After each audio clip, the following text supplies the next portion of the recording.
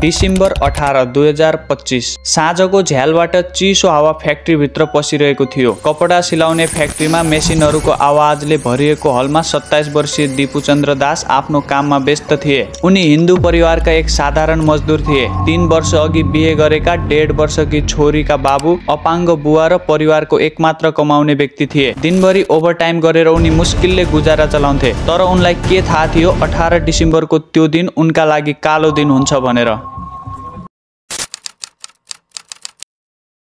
Duty लामो, ओभरटाइमको पैसा वा प्रमोसनको कुरामा प्राय उनको फ्लोर इन्चार्जसँग सानो झगडा भइरहन्थ्यो। सँगै काम गर्ने साथीहरू दिपुलाई मन पराउँदैनथे। भनिन्छ सँगै काम गर्ने मुस्लिम सहकर्मीसँग सानो बहसमा उनले भगवान र अल्लाह ईश्वर सबै एउटै हो भनेका थिए। तर त्यो 18 डिसेम्बरको दिन उनीहरूले यसले हाम्रो अल्लाह पैगम्बरलाई अपमान गर्यो, गाली गर्यो, हाम्रो अल्लाहको इज्जत गरेन भन्ने अफवाह फैलाए। तर कुनै प्रमाण थिएन। तर अफवाह जङ्गलको आगो जस्तै फैलियो। फ्याक्ट्रीभित्र तनाव बढ्यो। दिपुले माफी मागे तर कसैले सुनेनन्। साँझ 5 बजेतिर सहकर्मीहरूले उनलाई घेरे। दिपुलाई जबरजस्ती राजीनामा लेख्न लगाइयो। फ्याक्ट्री म्यानेजमेन्टले उनलाई सुरक्षा कोठामा लुकायो भन्ने दाबी गरे। तर पुलिसलाई तुरुन्त कल गरेनन्। बाहिर भिड 10-20 गर्दै सयौंको संख्यामा जम्मा हुन थाल्यो। तौहिदी जनता भनेर चिनिने उग्र समूह बाहिर चिच्चाइरहेका थिए। उनीहरूले भनिरहेका थिए धर्मको अपमान गर्नेको सजाय मृत्यु हुन्छ। राति 8-9 बजेतिर भिडले फ्याक्ट्रीको गेट तोड्यो। त्यसपछि सहकर्मीहरूले नै दिपुलाई बाहिर धकेले।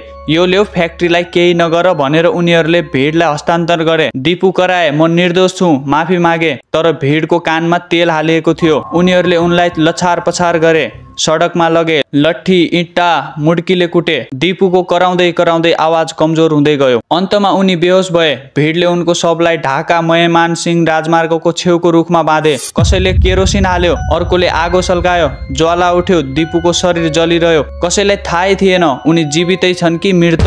आगोको उज्यालोमा भिड हाँस्दै चिच्चाउँदै तितर-बितर भयो। सडकमा ट्राफिक जाम भयो तर कसैले रोक्न सकेन। भोलिपल्ट बिहान दिपुको भाइ अपु घटनास्थल पुग्दा केवल जलेको शरीर भेटे। परिवारको आकाश खस्यो। अनुसन्धानमा खुल्यो धार्मिक अपमानको कुनै प्रमाण थिएन। यो केवल कार्यस्थलको पुरानो रिसिभी र अफवाहको बहानामा भएको षड्यन्त्र थियो। यो भिडियो बनाउँदासम्म 12 जना गिरफ्तार भएका छन् तर न्याय अझै टाढा छ। यो अन्धकारको रातले बङ्गलादेशमा अल्पसंख्यकको सुरक्षा कति कमजोर छ भन्ने देखायो। एक साधारण मजदुरको जीवन यसरी जल्यो आगोमा होइन मानवताको अन्धकारमा। एक साधारण मजदुरको जीवन यसरी जल्यो आगोमा होइन मानवताको अन्धकारमा।